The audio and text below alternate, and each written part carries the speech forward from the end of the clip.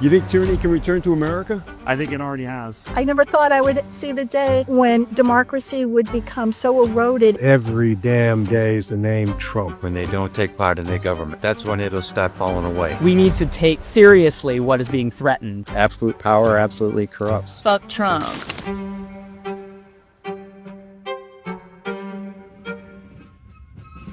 This day marks 250 years since a single gunshot sparked the American Revolution.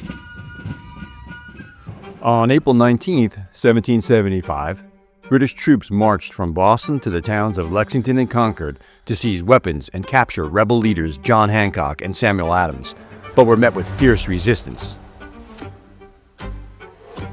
Thanks to Paul Revere's midnight ride, the rebels escaped.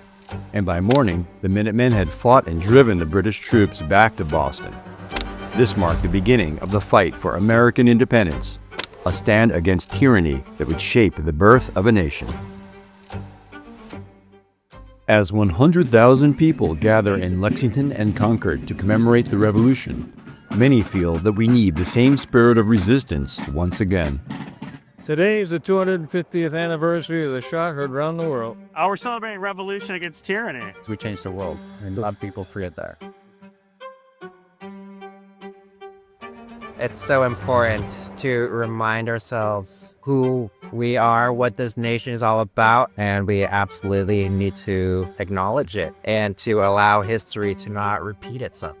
We have lost the ability as a nation to actually come to terms with who we are. Today should be celebration, and then that means tomorrow we have to start fighting. It's bullying, it's disgusting. This is not what America is. It's human nature that some of us will want more power, and that means many of us will have less power. I question whether Americans today can stop them like they did in 1775.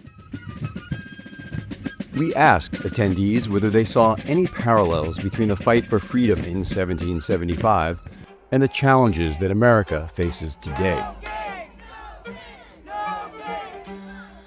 It's unfortunately relevant today. We have been noticing all of these historical parallels of the sort of ragtag, underground rebel militia that stands up against the tyrannical government and, the corporatocracy that runs this sort of town that they live in. I mean, it was so unique for the timing of this, when we're going through a constitutional and democratic crisis with a person who should not have won the election, probably didn't win the election if it wasn't for Musk's money. The entire Trump administration and Donald Trump and Elon Musk and everybody around him is essentially the return of tyranny in the U.S., fascist government taking control. It's like we have to fight for our independence, our rights, and our freedom all over again. One of the reasons why we fought in the Revolutionary War was taxation without representation. And what's happening now, the richest among us appear to be paying less taxes in the middle class, and everyone else will pay more taxes.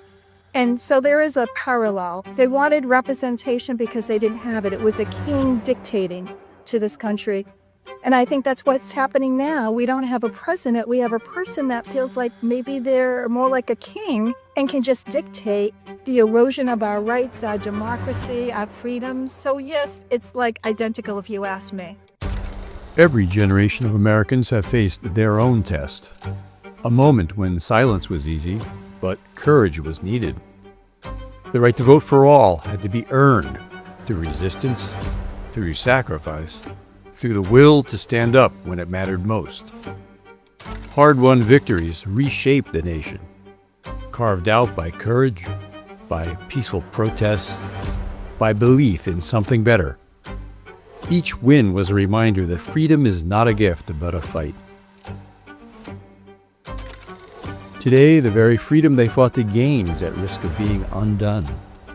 Authoritarian voices grow louder, and fear is once again being used as a weapon.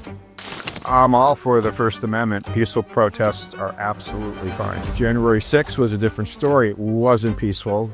That was very disturbing. We witnessed a rightful citizen be taken away because of how they look. There's action, but there's also silence. We need to start being really loud about how this is not okay. Absolutely. I think a lot of people are taking a very polite response to a very impolite action. Stop watching Fox News. Stop worshiping this one individual. It's so flawed. I know many people can't even turn on the TV because it's so depressing so often. Every damn day is the name Trump. It's a fight that we might have to continuously fight. We can't allow anyone to intimidate us. We have to fight for our democracy, for our rights, and for our country. Because if we don't, we won't survive as a democracy. We're the oldest democracy in the globe. And so if we fall, others might fall as well.